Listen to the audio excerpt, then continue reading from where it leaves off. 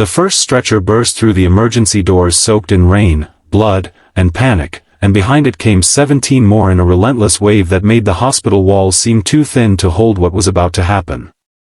Boots thundered across the floor, alarms screamed, and the air filled with the sharp metallic scent of injury and fear.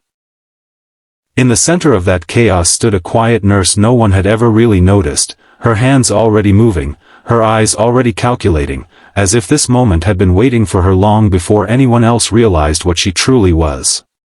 If you believe in kindness, second chances, and hidden strength rising when the world needs it most, please take a moment to like, comment, share, and subscribe to the channel Bright Hearts. Your support keeps stories like this alive and reaching people who need them. She had always been the one people overlooked. The nurse with the soft footsteps, the neutral expression, the habit of standing slightly to the side rather than at the center of attention. In a busy civilian hospital, where personalities clashed as loudly as machines beeped, she blended into the background like a shadow that knew its place. Her name badge was clean, her uniform neatly pressed, her hair tied back in a practical style that never drew a second glance. She did her shifts, covered extra hours when asked, and went home quietly at the end of the day. No one knew she woke from sleep sometimes with her heart racing, her hands already flexing as if reaching for supplies that were no longer there.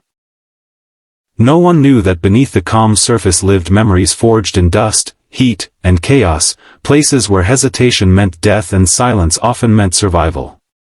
The night everything changed began like any other, with routine checks and tired smiles exchanged under fluorescent lights. Then the call came in, fractured and urgent, carrying words that instantly altered the temperature of the room. A transport was incoming, not one or two patients. What no one understood yet was that she had been here before, not in this building but in places far less forgiving. She had learned medicine where there were no second chances, where supplies ran low and evacuation time stretched into agonizing eternities. She had learned to read injuries the way others read books, scanning for what would kill first, what could wait, what needed immediate intervention even if it meant improvisation.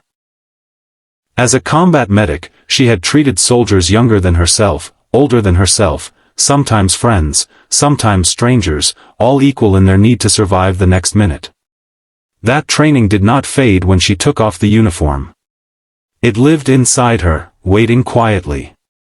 As the situation worsened, the hospital staff began to notice the shift. Panic softened around her like noise fading near a comm center. She reorganized triage flow instinctively, redirecting effort where it mattered most. She stabilized airways with movements that looked almost effortless, controlled bleeding with precision born of repetition under fire, and recognized signs of internal trauma that others missed until she pointed them out. She did not bark orders, did not demand attention, yet people found themselves following her lead without realizing why. In the middle of the storm, she was a compass no one knew they were searching for. The emotional weight of the night pressed hard on her chest, but she carried it the way she always had, quietly and without complaint. Each wounded soldier was more than a patient, they were echoes of faces she had once known, moments she had survived and others she had not been able to change. The smell of blood brought back deserts and rubble, the sound of labored breathing echoed nights when helicopters were delayed and hope felt thin. There was a second, just one, when her hands trembled as a particularly young soldier was wheeled in, injury severe and time dangerously short.